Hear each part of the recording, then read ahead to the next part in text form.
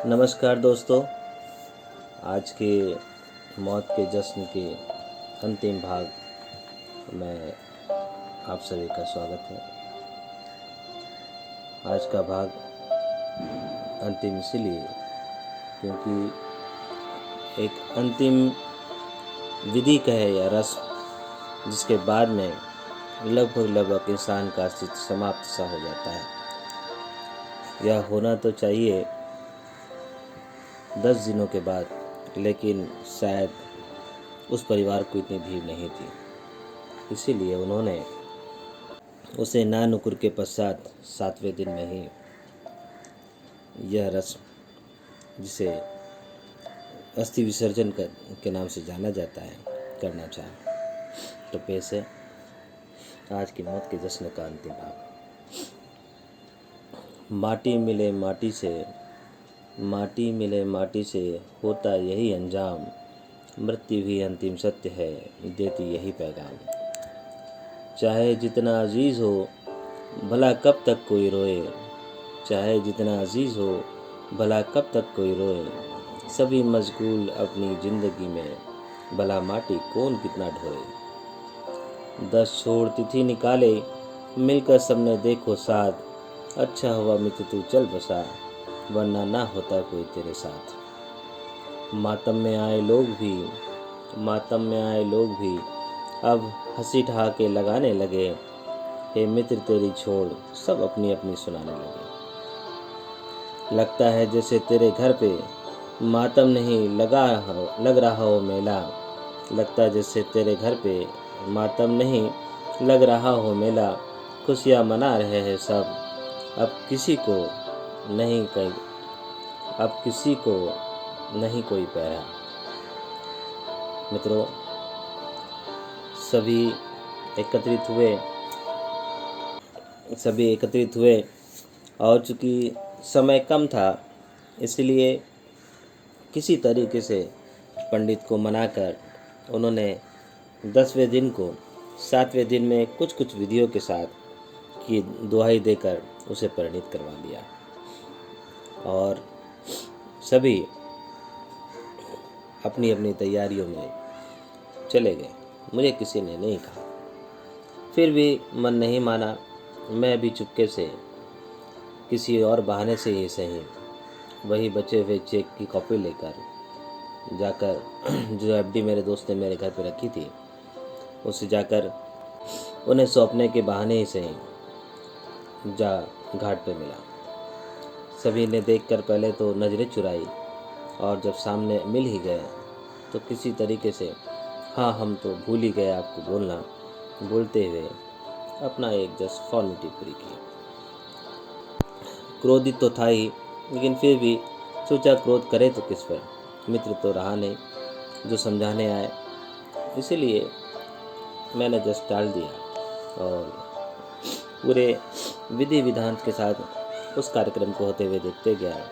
इस सब में एक चीज़ सामान्य थी कि जल्दी करो जल्दी करो जल्दी करो का नारा लगाए कुछ लोग सिर्फ और सिर्फ जो मजबूरी में वहाँ आए थे, सिर्फ यही रट लगाए थे। मैं सोचा कम से कम अंतिम विधि तो ठीक से कर लेते हैं, लेकिन कुछ लोग बार बार मेरी तरफ देखकर इस तरह से मुंह बना रहे थे जैसे उन्हें मेरी उपस्थिति अब भली नहीं लग रही थी और मेरा पूरा ध्यान अपने मित्र के उस अस्थि कलश के ऊपर था जो अपने परिवार को कम, लेकिन मुझे अपनी अंतिम विदाई देने के लिए शायद पूरी तरीके से तैयार बैठा था। वह कलश के भीतर से ही सही, लेकिन शायद दुनिया की सच्ची वास्तविकता को जान चुका था और मैंने उसे मध्यम रख बाकी की दुनिया देख ली थी कि वास्तविकता बहुत ज़्यादा दूर नहीं। यही सब सोचते हुए ना जाने कब उनका बेटा अस्थि कलश लेकर जैसे ही जल में उतरा, ठंडे पानी के प्रभाव से तुरंत ही उसके हाथ से अस्थि कलश छूट गया। ऐसा लगा जैसे अब मेरा मित्र और उनके बातों में नहीं रहना चाहता, उछलकर सीधे पानी में। और तो और वह कलश तुरंत ही लगता है जैसे गहरे जल में चला गया हो और दोबारा नहीं दिखा। तब सभी ने उसकी ओर फिर ध्यान से देखा और कहा, विसर्जन था, विसर्जन तो हो ही गया। कहते हुए सभी वापस की ओर लौटने लगे। तब मैंने उन्हें रोक कर कुछ बताना चाहा और रुका तो सभी कहे कि आखिर ज़रूर कुछ खास बात होगी। सबकी नज़रें जो अभी तक मुझे घृणा की दृष्टि से देख रही थी, ललायित हो मेरे हाथों की ओर देखने लगे। मैंने धीरे से कुछ पेपर निकाले और बड़े बेटे के हाथ में थमाते हुए कहा, देखो, आज यह अंतिम समय था जब मैं अपने मित्र के साथ था। सिर्फ तुम्हें बताने यह आया हूँ कि जो उसकी अंतिम ख्वाहिश थी वह यही कि तुम्हारी माँ को किसी प्रकार का कोई दुख नहीं हो। इसीलिए यह 5 लाख की एफडी है जिसे तुम चाह करके भी नहीं तोड़ सकते। इसका ब्याज सिर्फ और सिर्फ तुम्हारी माँ के नाम पर जाएगा, इसीलिए उनका ख्याल रखना। यह कहते हुए मैं अपनी भीगी आंखों से तुरंत ही निकल पड़ा।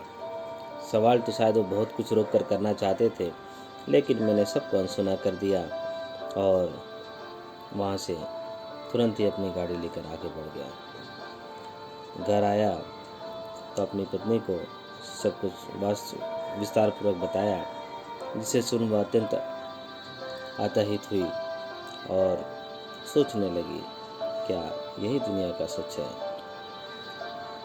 मैंने उन्हें समझाया और यही हिदायत दी कि अब अगर ज़रूरत पड़े तभी उस घर में जाएंगे, वरना कभी वहाँ पैर भी नहीं रखेंगे। आखिर यही था अंतिम सत्य। आखिरकार सब हुई रस्में अब खत्म। आखिरकार सब हुए खत्म कर सभी रस्में समाप्त कर सभी वापस हो गए। अंत में चंद पंक्तियों के साथ, आखिरकार सब हुई खत्म अब सभी रस्म, अब भला कोई क्या रोके, चाहे जितना मनाओ तुम जश्न। दोस्तों, यही था मौत का जश्न अंतिम भाग। उम्मीद है आपको पसंद आएगा। धन्यवाद। जल्द मिलेंगे समाज का दर्पण अगली कहानी के साथ। धन्यवाद।